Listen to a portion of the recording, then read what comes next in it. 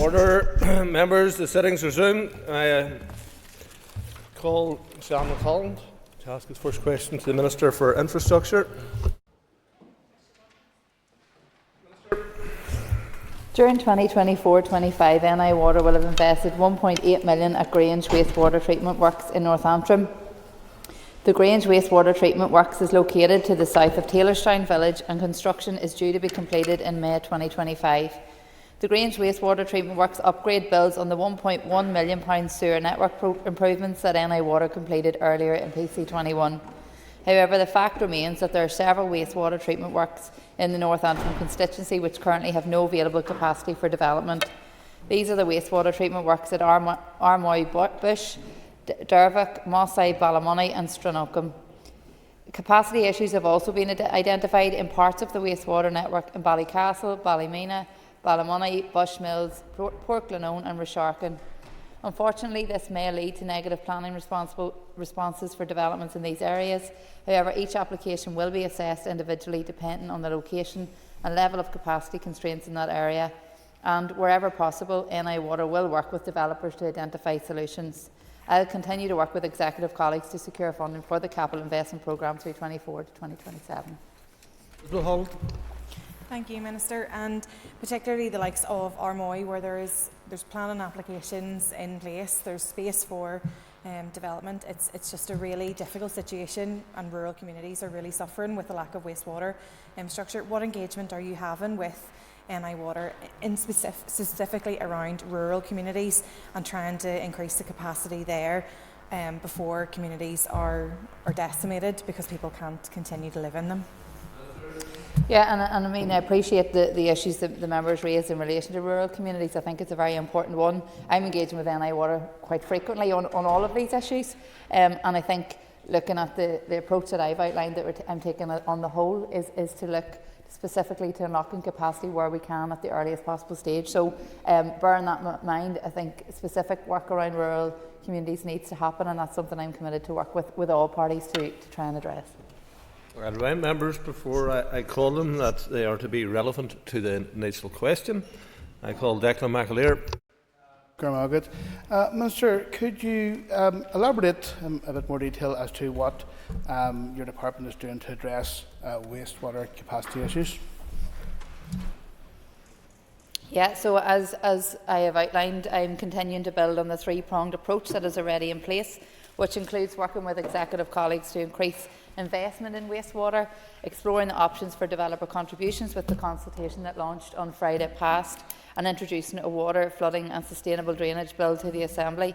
My department has provided NI Water with £500 million this year to enable it to deliver essential water and sewerage systems. NI Water has advised that 18,500 properties can be connected if developers design, fund and construct alternative solutions such as stormwater offsetting, and a further 19,000 properties require NI Water capital upgrades. If NI Water's Price Control 21 investment plan was fully funded, connections would have been limited to 4,500 of those 19,000. Mr Speaker, the Minister will be aware of the impact on the greater wastewater capacity issues that the pausing of certain aspects of the Living with Water programme has had and will have, including within my own constituency with the Kinnegor Wastewater Treatment Works. Can the Minister outline any update on prioritising action here on the general issue of wastewater capacity? Minister.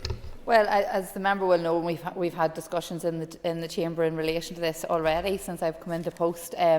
Again, my officials and myself have been engaging with NI Water as frequently as we can to try and move that forward. Whilst there has been challenges, it will continue to move at a much slower pace than we would like. But I think going back to the overall approach to try and increase that investment to enable those upgrades and that work to happen is my priority and my focus to bring in the funding that's needed to deliver on all of these issues. Minister, update us on how many times her department has used enforcement powers with NI Water over the last year to comply with its legal obligations, including those relating to water quality. Minister. Well, water quality would be NIEA. However, I don't have the exact figures in front of me in relation to enforcement, but I'm happy to come back to the member in writing on that to make sure we have the most accurate figures. Moving to the next question, Timothy Gaston. Question 2. Minister. I am committed to the visibility and promotion of Irish language across public services and in our society. Grand Central Station is not just for the people of Belfast, it is a transport hub for people right across the island, and it's important therefore that it's reflective of all citizens. I have therefore taken the decision to install bilingual signage at Belfast Grand Central Station and on all Translink's ticket vending machines. As we have just come out of Seachtain na Gaeilge, this is an important and positive development to demonstrate my support for the Irish language as a living language used daily by citizens across the North and the actions being taken by my department. Mr. Galson. Thank you, Mr. Speaker. Coming from a minister who's a party that has once described every word spoken in Irish as another bullet in the freedom struggle, why is the minister abusing her position to fire cultural bullets in a situation situated in a loyalist heartland of Belfast? Minister.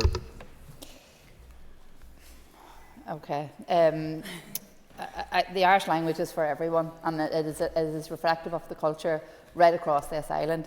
The transport hub is not just for the people of Belfast, it's for all people right across our island, and it's nothing to fear. I think the important point as well to make is that the Irish language is actually in law, and Belfast is one of the most thriving areas in the North, and if not in Ireland, for the Irish language. So I'm committed to delivering equality for everyone across this area. That's Ian.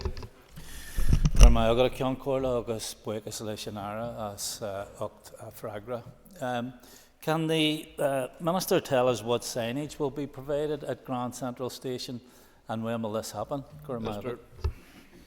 Yeah, I thank the member for his question. The bilingual signage, sorry, 2 seconds.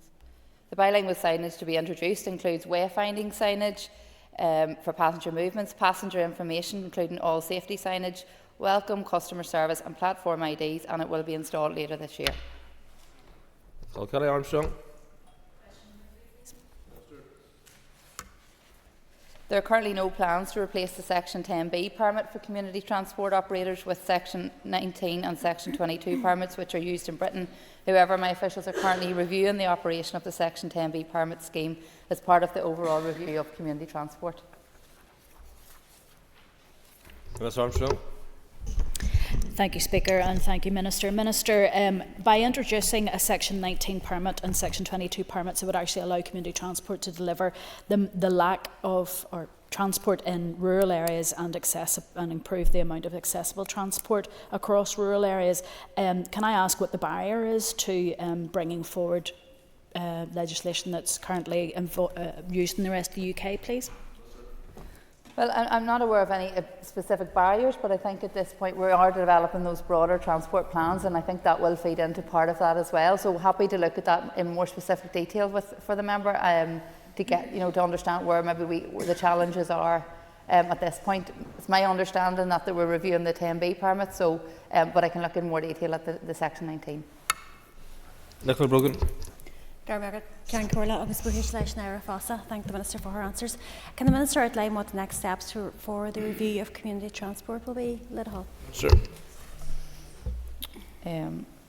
So, at the conclusion of the review, officials will provide me with their final report, findings and recommendations. So, at that stage, then we'll know better what the next steps are, and we'll share that with members.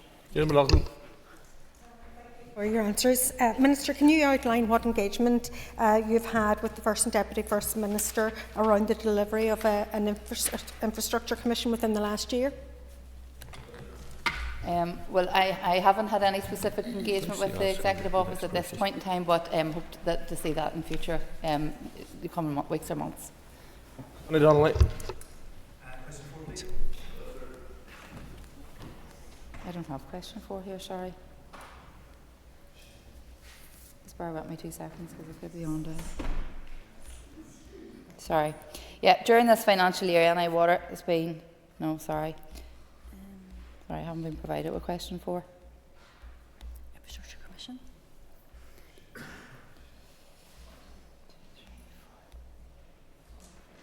Apologies, it's been missed off my list here.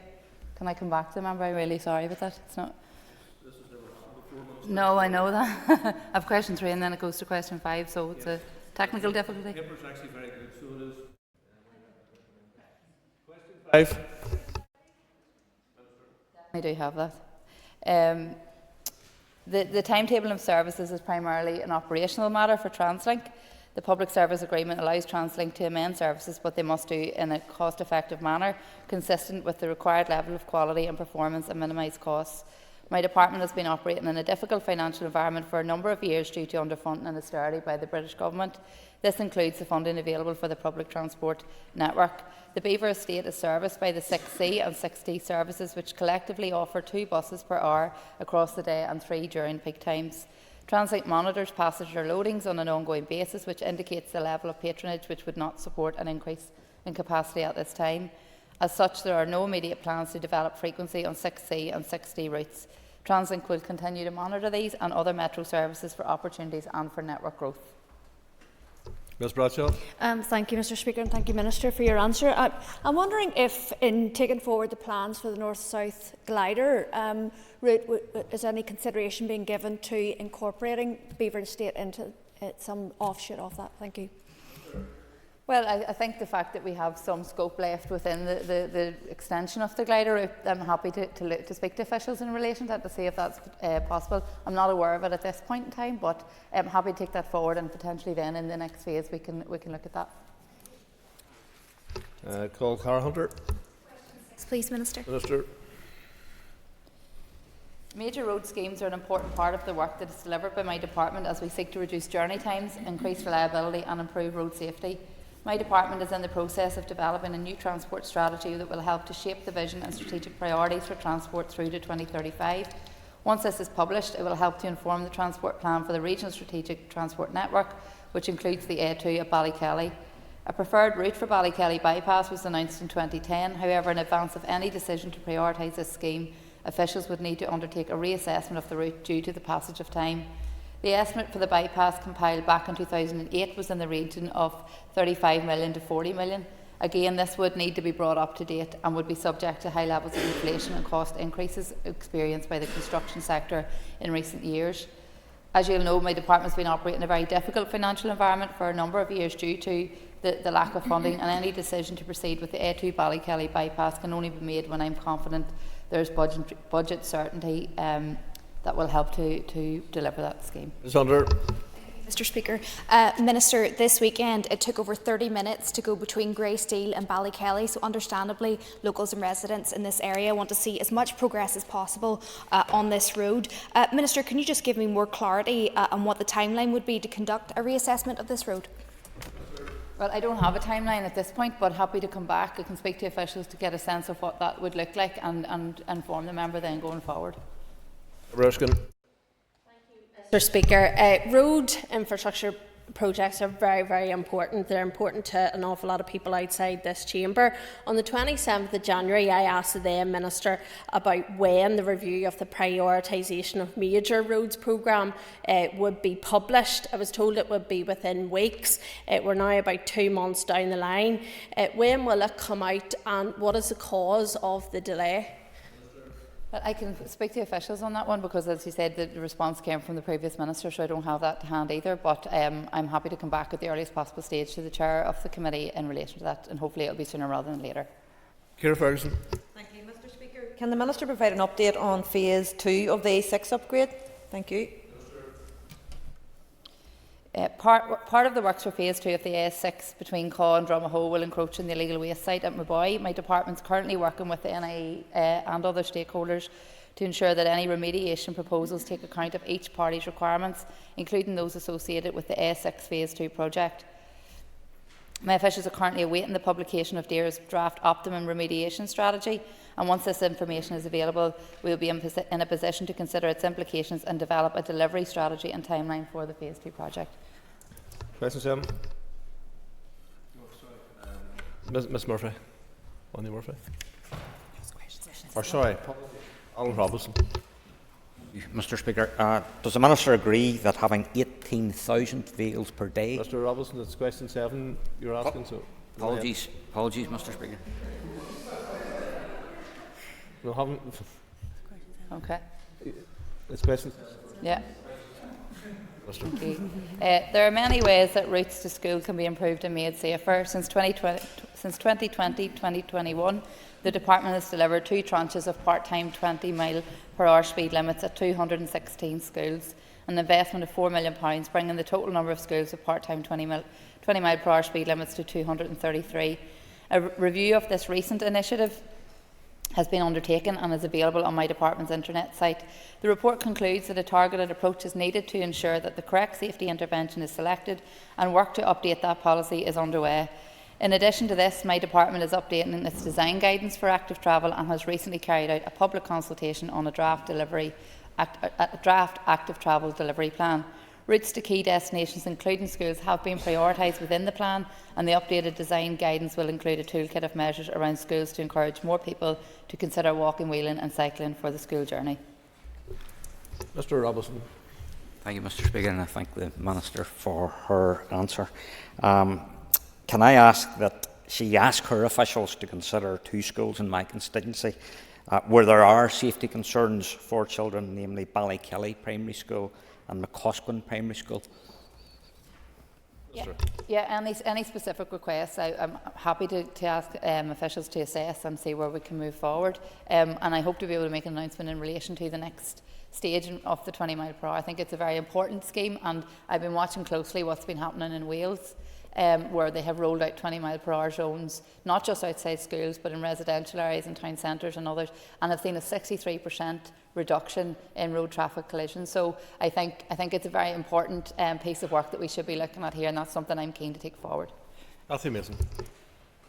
I thank the Minister for her answers. Minister, can I ask what are the measures that are being considered as part of the Active Travel Toolkit? Sure.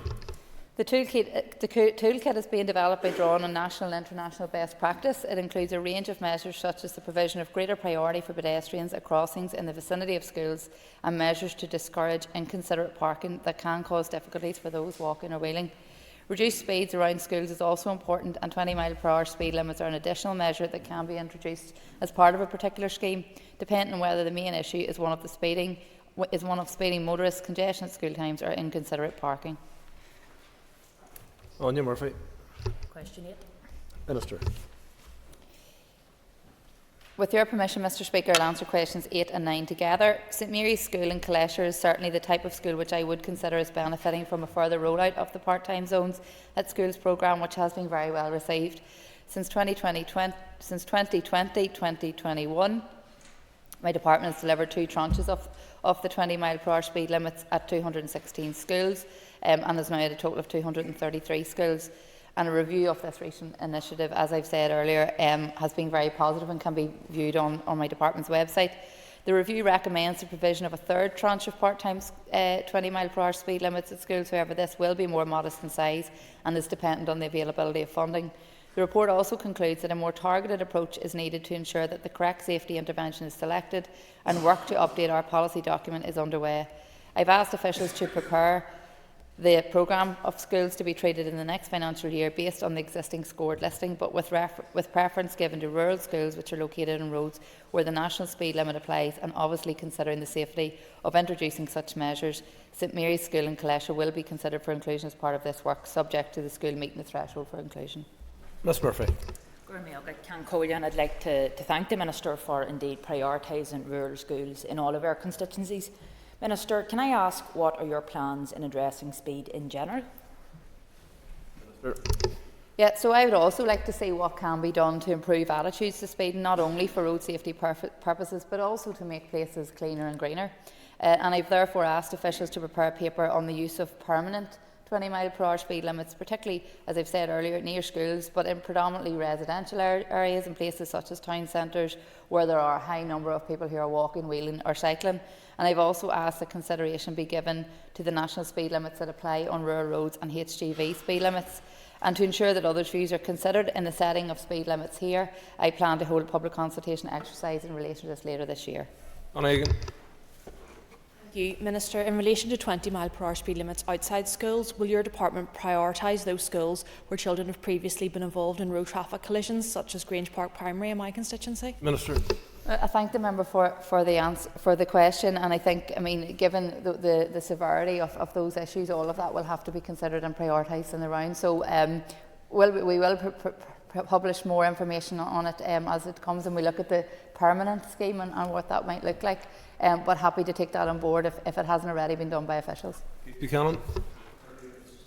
Following the recent accident which tragically lost the life of Caitlin Rose McMullen near Castle Dawson, what is your thoughts on changing the law to stop vehicles overtaking stopped or parked up buses departing children and letting them on or off? Minister. Yeah, I thank the member for raising this, and I think it's important just to send my thoughts to Caitlin's family and friends and the entire school community in that area. A very, very tragic incident, and something with having two small children myself that really, something that's really impacted, I think, all of us. This is a really important issue, and I have been looking at what has been done elsewhere in relation to overtaking buses and children coming off exiting and getting onto buses, and how we can improve safety in those areas. So I have already spoken with officials and asked them to look at options as to what we can do, because I think it's a really critical issue, and it's particularly pertinent given what has recently happened. Jan Armstrong. Minister for her consideration of the rural roads in this forthcoming scheme, if it is implemented. Minister, there are a number of reported near misses in 5 Mile Town Primary School. I just wonder, can the Minister advise how much weighting is given to schools that are located on A roads? Minister. So, as I've said, the application and the criteria are all being worked on at present. The existing scoring is being kept for this latest tranche, but I think that where specifics issues have arisen like that, that needs to be taken into strong consideration, and happy for officials to maybe meet with the member if they haven't already done so, to look at that one specifically. Question 10, Dan Dodds. Question 10. Minister. My officials have engaged with TransLink both prior to and after the introduction of the hourly enterprise service to assess any potential traffic impacts in Lurgan. A traffic study was undertaken to assess the potential impacts of the new train timetable prior to its introduction in October 2024. The results of this study showed a minimal potential impact on traffic queues. In January 2025, and after the opening of the transport hub, my officials completed a subsequent traffic study to determine the actual traffic impact as a result of the new timetable. This study highlighted no significant increase to queue lengths, and as such my department has no current plans to install mitigation measures. Ms Dodds. Thank you, Mr Speaker. Minister, my constituents in Lurgan will be gravely disappointed by your answer. No plans to do anything. I highlighted this issue to your officials during the consultation period, and numerous constituents complain about traffic disruption at this point. Do you have at least any plans to look at car parking facilities in the vicinity of Lurgan train station, so that we can at least enhance the number of people who are able to park their car and travel to Belfast or onwards? Yeah, I thank the member for a question, and I know it will be disappointing, but I suppose we have to work on the data available to us as well, so it's trying to find that balance. What I can say is that TransLink is in the process of procuring a new signal system which will automate the raising lower of barriers. The system is anticipated to take about 5 years to introduce, but could significantly decrease the current barrier downtimes, reducing queue lengths and improving traffic flow at level crossings in Lurgan. Variable message signs were considered in Lurgan Town Centre to advise drivers to avoid William Street, but this would likely encourage traffic to divert to alternative routes, causing additional congestion, particularly at the other level crossings and on Francis Street. But TransLink is also considering park and ride rationalisation as part of the planned Lurgan station redevelopment, and this will hopefully remove conflict access points from the vicinity of the level crossing in William Street, and therefore decrease the time it would take the queue to clear after the barriers are raised. So TransLink have said they will continue to monitor the barrier downtimes to minimise those possible delays, but happy to keep in contact with the member in relation to those issues. 11, Mr Speaker. Minister. We're flying through these today. The upgrade and signalisation of Caw Roundabout is included in the planning conditions for the adjacent H30 housing development, and is responsibility of the developer to deliver these works. My department has agreed an expedited programme with the developer which will see the upgrade delivered prior to occupation of the 263rd dwelling and prior to 30th of November 2026, subject to ratification by Derry City and Strabane District Council's Planning Department. My officials are currently working with the developer to agree the detailed design, and the upgrade and signalisation will reduce traffic congestion congestion and improve road safety at Call Roundabout. Mr Middleton. Thank you, Mr Speaker. Can I thank the Minister for her response? The Minister will be aware that people living in my constituency are deeply frustrated by the inaction in addressing Call Roundabout. Will the Minister commit to giving a timeline as to when these issues will finally be addressed and that the roundabout will receive the proper measures that it deserves? Minister. Yeah, well, I've outlined, I suppose, the timeline in terms of moving this forward and subject to the ratification from Council. It has taken some time, and I appreciate that. And coming into post, it was probably one of the first briefings that I met with officials in relation to. So we have agreed to an expedited programme, and I hope to see that delivered earlier than would previously have been the case. Justin McNulty. 12. Mr. Well, firstly, can I say, as someone who's been a strong supporter of the design of a lifting bridge, when very few in this chamber were supporting it or spoke out on it, my position has been very clear from as far back as 2020. However, since that, decisions have been taken when this assembly was down, and my predecessor reviewed that decision to try and find a way forward. When I took office on the 3rd of February this year, the proposals and detailed assessments for the Southern Relief Road were within a period of statutory public consultation, which commenced on the 21st of January 2025 and concluded earlier this month on the 4th of March. That consultation was based on the installation of a fixed bridge across the canal. However, officials are currently reviewing the responses and compiling a report for my consideration. At this point, I'm not in a position to comment on any of the responses as that process is ongoing, and once it is concluded, I will be making a decision whether to move to public inquiry. Mr McNulty. Thank the Minister for her answer. Minister, Newry has an incredibly rich and proud maritime heritage. Has the Minister not learned anything from the short-sighted destruction of the past, where our railways were ripped up, our canals were left to rack and ruin, and our town centres were bulldozed? Are you going to close off our heritage for the future by putting in a fixed bridge? Yes or no? Minister. Well, as I've been born and bred in Newry, I'm acutely aware of its heritage, and I'm a keen supporter of that. I haven't. If the member had listened to my previous answer, I haven't decided yes or no because there's a consultation period has just ended, and as a minister, I have a responsibility to abide by that process. So it would, if the view was the other way around and I took a decision outside of that process, I'm sure the member would be standing up and criticising me. So the process will run its course. When that report is provided to me, I will make a decision on what the next steps are. The decision to proceed with a fixed bridge was taken at a time when this assembly was down, and the member is very aware of that. Julie Hargett. For your answer, and just to confirm again, Minister, would you consider undertaking a public inquiry into this scheme?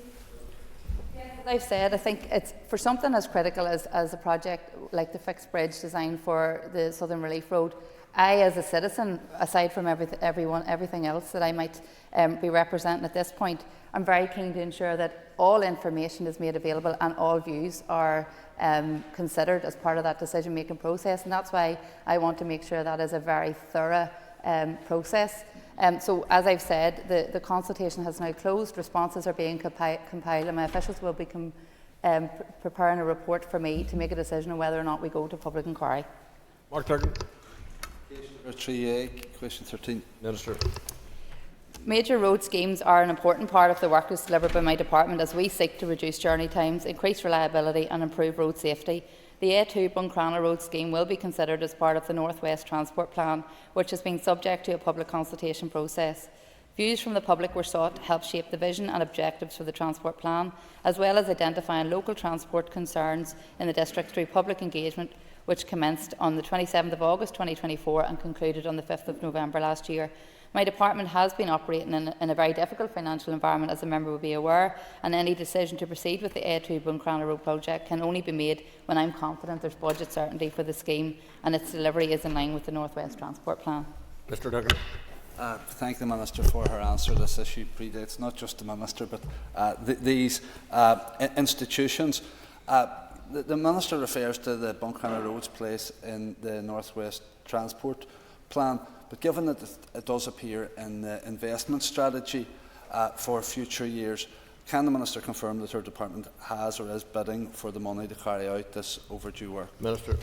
Well, at this stage, we haven't made any decisions around the incoming year, around the budget and prioritisation of the project. So I suppose it's one that we're very aware of. As I said, it has to also tie in with the transport plan. So hope to have further updates on that very soon.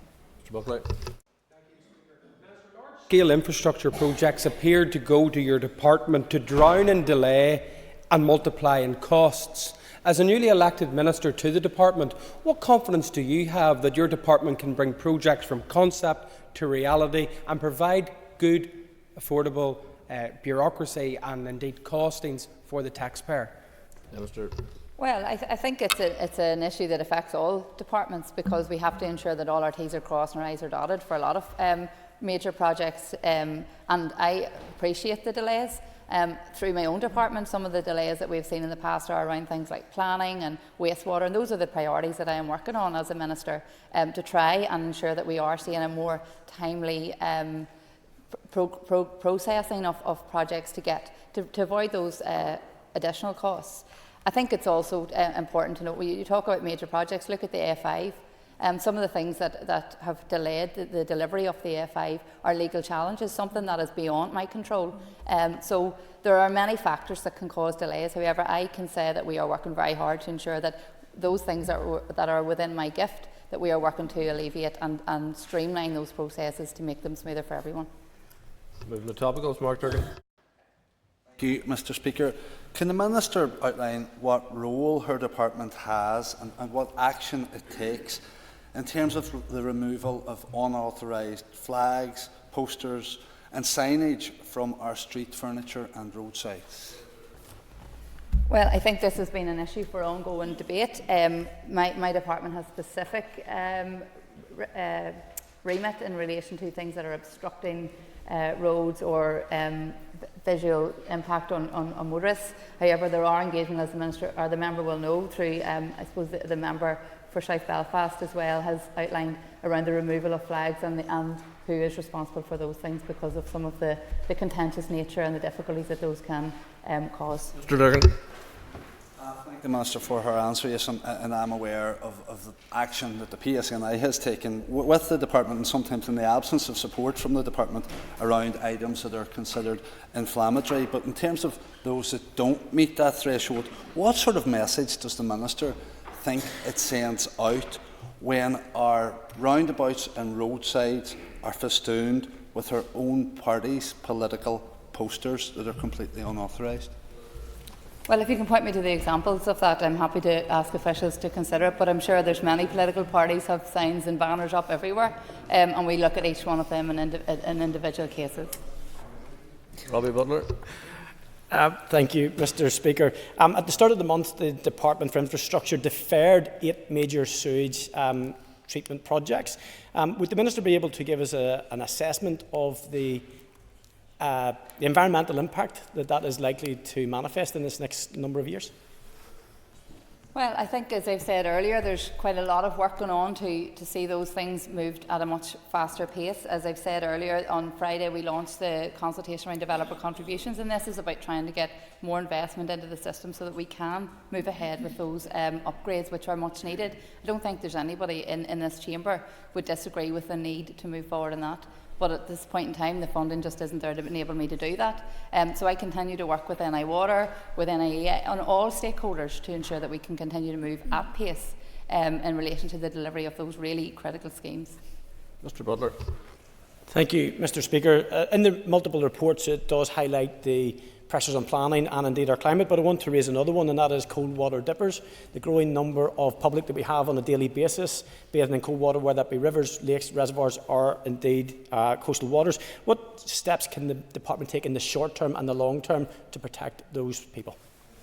Well, I think in relation to those particular issues, that is it'd be NIA who are responsible for monitoring the water quality. So we continue to work closely with NIA and other partners to ensure water safety, and NI Water obviously have a role to treat our water and ensure it's safe for drinking, and to manage the sewage treatment. So from that respect, I think NIA probably could provide more information in relation to cold water dipping, but my department works with all partners in relation to that.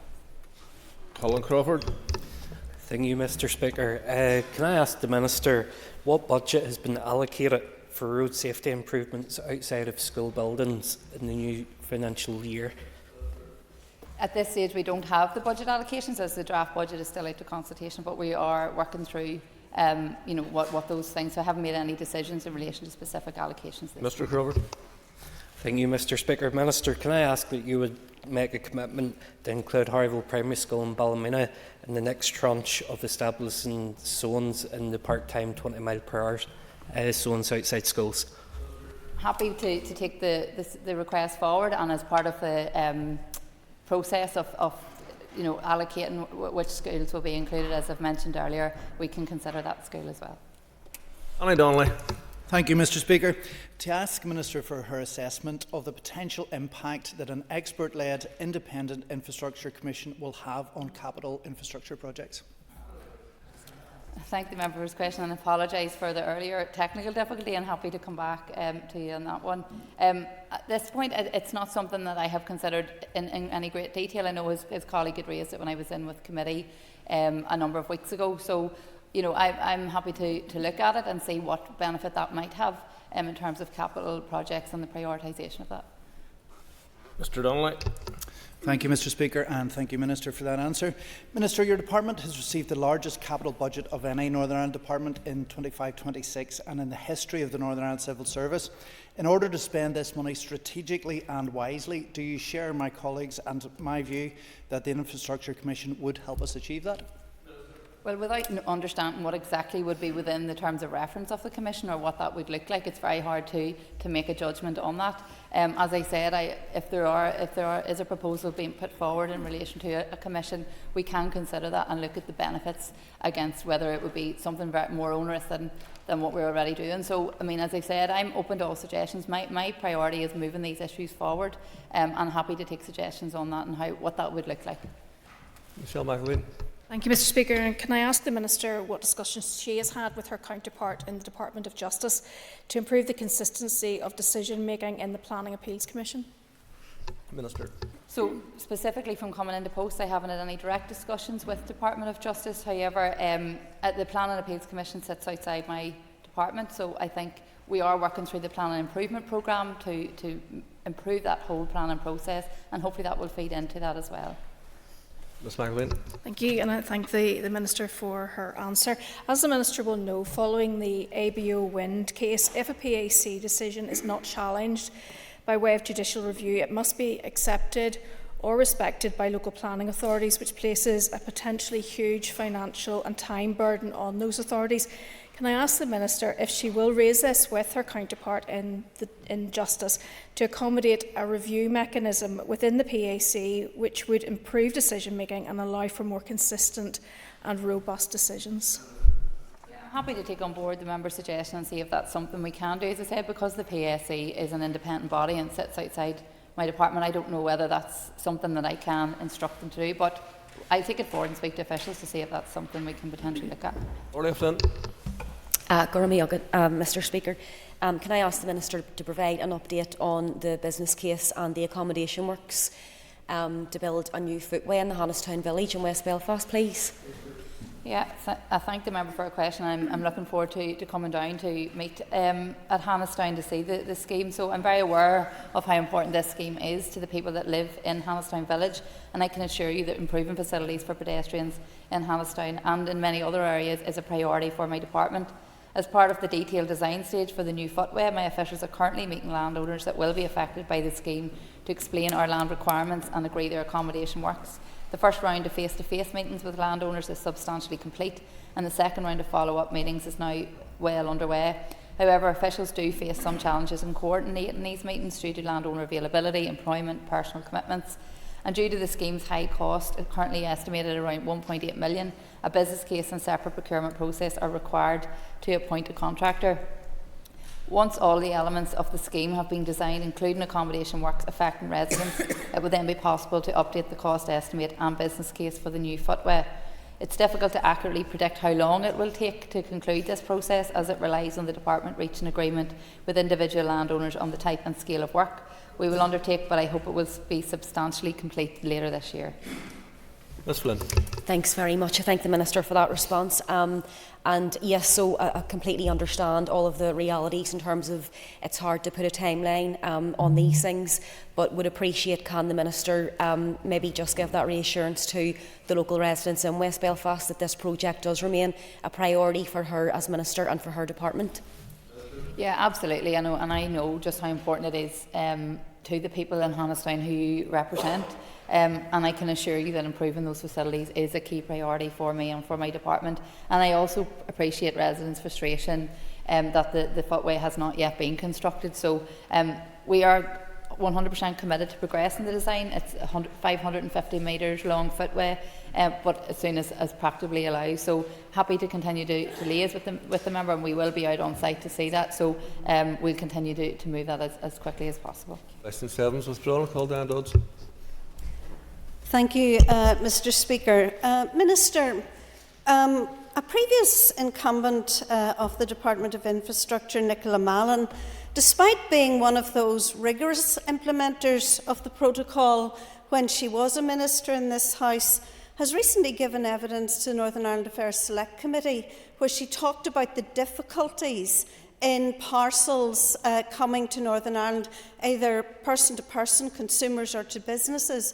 Can I ask what meetings you have had with the logistics industry here in order to try to overcome these difficulties? Minister.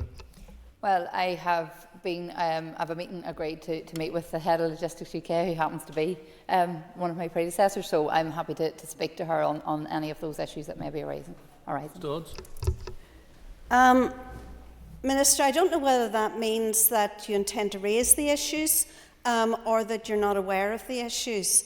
But certainly there are significant changes coming for businesses and consumers in Northern Ireland, which may limit choice and bring greater disruption. And I'd be grateful for your assessment of what those difficulties might be. Minister. Well, I think any of those issues that may arise, the Windsor framework was put in place to streamline and make sure that we have ways of mitigating against those. So I'm happy to work with the sector and any other stakeholders who are seeing these issues, and we can maybe find solutions by working together. I suppose at this stage, in my time in post, it's not something that has come on my desk as of yet. But I am happy to work with all of those involved to see where we can provide solutions. Blair. Thank you, Mr. Speaker. Can I ask the Minister how much revenue would be generated for investment in water infrastructure through both of the options for developer contributions outlined in the Department's recently publicised consultation? Well, at this stage, it's the consultation is looking at those options and what people's views are and what they foresee that. So I think we don't have an accurate figure of what that would bring in. I know there has been commentary around that they feel it will be a drop in the ocean. I think from the very outset, both I and my predecessor have said that this is only one part of a broader solution that's needed. So as it's out to consultation at the minute, I think it would be would be pertinent for me to wait to see what comes back. I have met with representatives from construction industry in the last week in relation to a number of issues, and this is something that was discussed, and I'm keen to hear all of those views to shape how we move forward, because if it comes back that there's a strong negative view on this proposal, then we're back to the drawing board. But as of yet, there's been very few other suggestions as to what we could do, and I'm keen to move things on as much as possible, even if it is on a smaller level. So I hope that this is something that can help us to move things in the right direction. Mr. Blair.